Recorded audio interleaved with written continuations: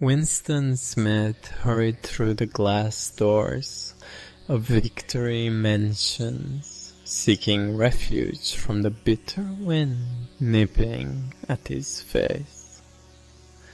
As he stepped inside, a swirl of dust followed him, mingling with the familiar scent of boiled cabbage and old rag mats. He paused momentarily, his eyes drawn to the oversized poster at the end of the hallway. It dominated the wall with its enormous face, eyes seeming to track his every move.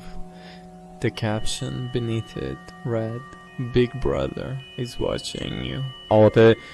Winston sighed, resigning himself to the long climb to his flat on the 7th floor. The lift was perpetually out of service, a casualty of the latest economy drive. He began the ascent slowly, the varicose ulcer on his ankle throbbing with each step. On every landing, the piercing gaze of the Pope met him, an unyielding reminder of the omnipresent eyes. As Winston reached the 4th floor, the low murmur of conversation drifted towards him. He paused, listening intently. The voices were hushed, conspiratorial, and he recognized one of them as Julia, a tenant known for her fiery spirit and bold defiance of the oppressive regime.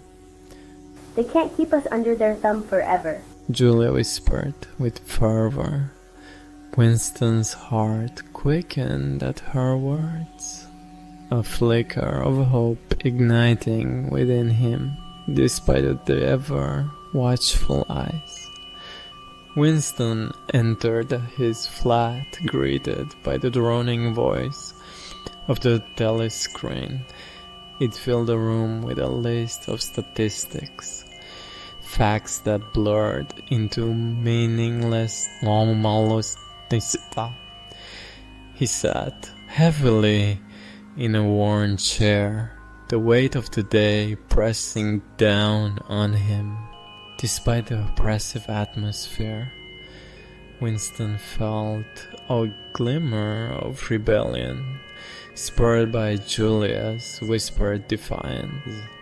Winston gazed out the window, the cityscape stretching bleak and grey before him. His thoughts churned, caught between the safety of compliance and the perilous allure of resistance. The image of Julia and her unwavering resolve lingered in his mind, a beacon in the oppressive darkness. As darkness descended, Winston rose with renewed determination. The day had been a tapestry of fear and hope, woven tightly together. Though the eyes of a big brother were ever watchful, Winston felt a burgeoning resolve to seek out Julia and learn more of her whispered rebellion. Perhaps together they could find a way to kindle hope in the shadow of tyranny. Winston stood motionless, his frail silhouette outlined against the bleakness outside. The telescreen's voice droned on, reciting endless figures about pig iron production. Winston turned the switch, lowering the volume but never silencing it completely. The words clawed at his consciousness, a constant reminder of the regime's relentless grip. He moved to the window, the chill seeping through the glass and into his bones. The world beyond was a tapestry of gray, lifeless except for the vibrant posters of Big Brother. Those dark eyes seemed to pierce through the gloom, seeing into the very soul of the people beneath them. Big Brother is watching you, He whispered to himself, a mantra of despair. Winston watched as the helicopter hovered, its presence a silent threat. It darted between buildings, a blue bottle in the hands of the police patrol, ever watchful, ever judging. Inside his mind, rebellion simmered, a dangerous thought that threatened to ignite his world. They can see everything, He muttered, the words barely audible over the telescreen's litany. Yet, within him, a fire sparked, a flicker of defiance against the omnipresent surveillance. Winston turned away from the window, his reflection barely visible in the dull metal of the telescreen. His mind wandered to thoughts of resistance, of finding others who shared his silent rage. But the fear of betrayal loomed large, casting shadows over any hope of camaraderie. Could there be others? He pondered, the question a whisper in the solitude of his thoughts. He imagined allies hidden in the shadows, their presence a balm against the tyranny of isolation. Winston sat on the edge of his bed, the weight of his existence pressing down upon him. His mind was a storm of ideas and fears, each thought a raindrop in the flood of resistance building within him. The telescreen's voice faded into the background, a constant yet ignorable hum. I must find a way, He resolved, his determination a beacon in the encroaching darkness. The rebellion within him stirred, a living entity yearning for freedom from the chains of conformity. Winston rose, a newfound resolve etched into his features. The world outside was unchanged, yet within him a revolution had begun. He glanced once more at the accusing eyes of Big Brother, meeting them with a silent challenge. I am not alone, He vowed, the words a promise to the allies he hoped to find. The shadows in his room seemed to whisper in agreement, their murmur a promise of solidarity in the battle against an unyielding regime. Winston stood once more by the window, the morning light a stark contrast to the darkness of the night before. The telescreen continued its watchful vigil, but its power over him had waned. In the distance, the first stirrings of life began, a city awakening to the possibilities of change. Today is a new beginning, He declared, the words a mantra of hope as he prepared to face the world anew. And though the eyes of Big Brother watched, Winston knew he was no longer afraid. Winston sat hunched in a wooden chair, his back turned to the ever-watching telescreen. The room was sparse, with a small table cluttered with papers and a single flickering bulb hanging from the ceiling.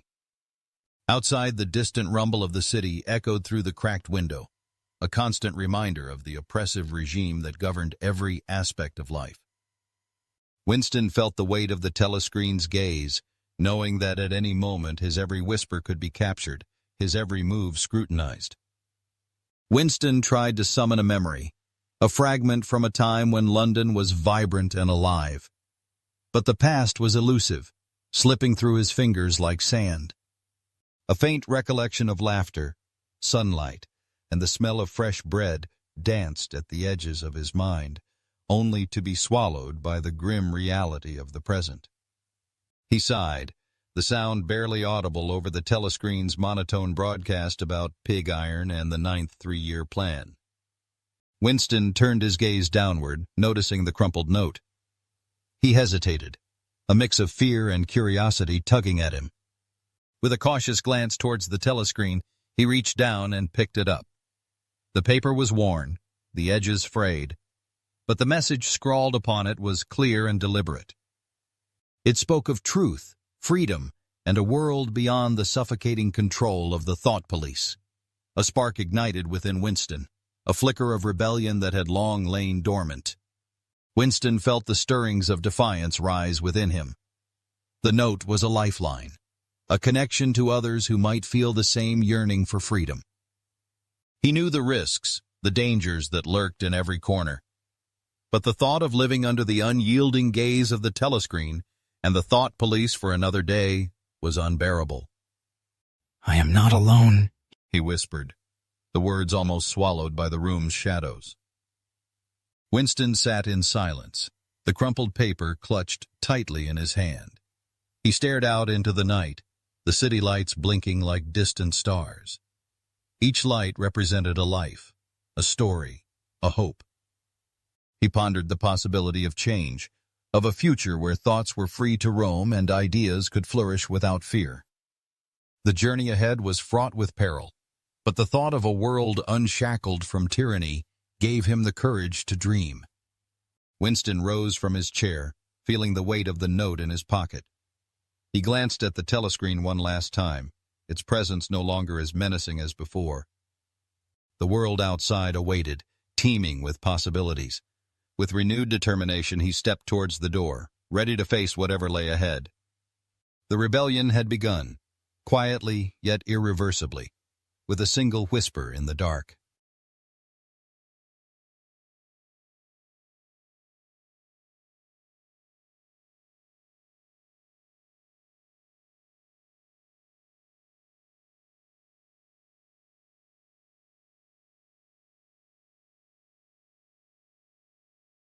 Winston wandered through the ruins of what once was a vibrant neighborhood. Each step crunched on the debris of his past, yet his mind could not conjure the images of laughter or warmth. Only the hollow echoes of a life obliterated remained, the sagging garden walls, now bending like old men under the weight of time, seemed to guard secrets he could no longer remember.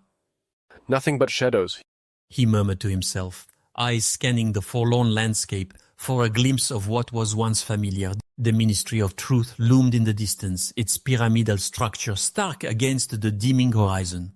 It was a sentinel of power, its three slogans etched in bold letters, as if to mock the very sky. War is peace, freedom is slavery, ignorance is strength.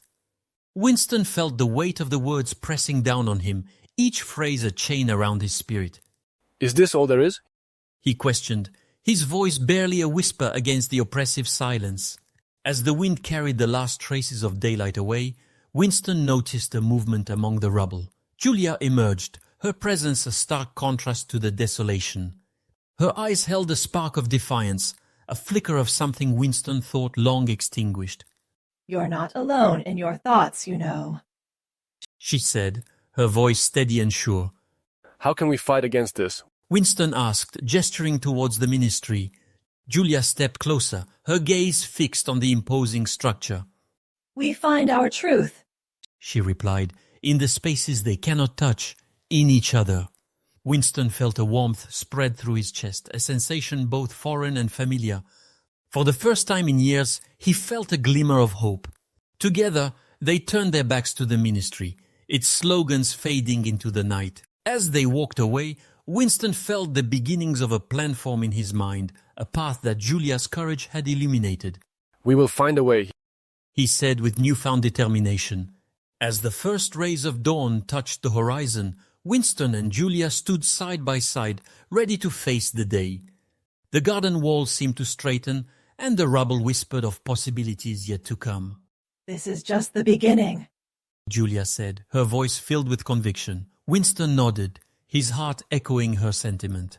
The world was still bleak, but together they would carve out their own truth.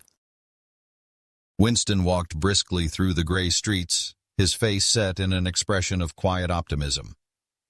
The Ministry of Love stood menacingly in the distance, its dark, windowless walls a constant reminder of its ominous presence.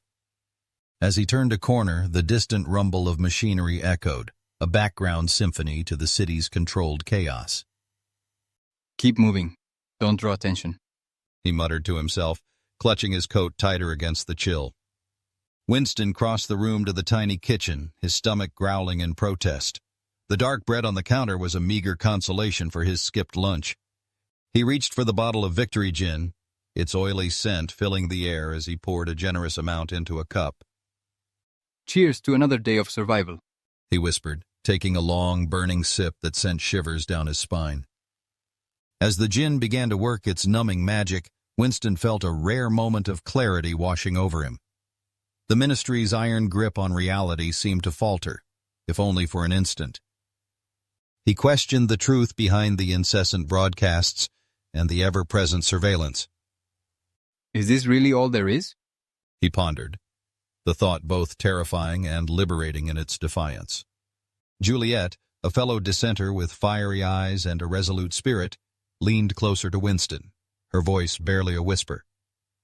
There are others who believe, who want to fight back, she confided, her words a lifeline in the oppressive silence.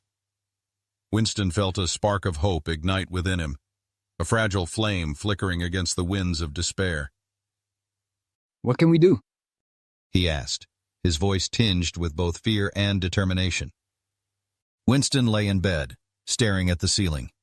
The notion of rebellion was both intoxicating and terrifying.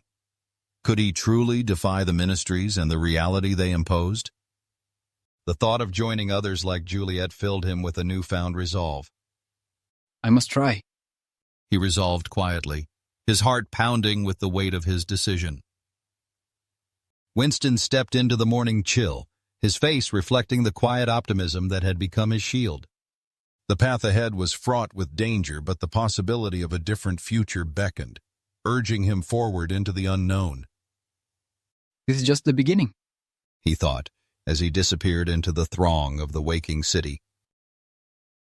Winston sat huddled in the alcove, the shadows providing him with a semblance of privacy. He braced himself for a shock as he gulped down the mysterious liquid, its fiery path igniting a brief rebellion within his soul. His face flushed scarlet, and he blinked back tears from the burning sensation. Yet as the warmth settled in his belly, the grim world began to appear slightly more bearable. Winston retrieved a cigarette from a crumpled packet marked Victory Cigarettes. He fumbled with it, watching as the loose tobacco tumbled to the floor.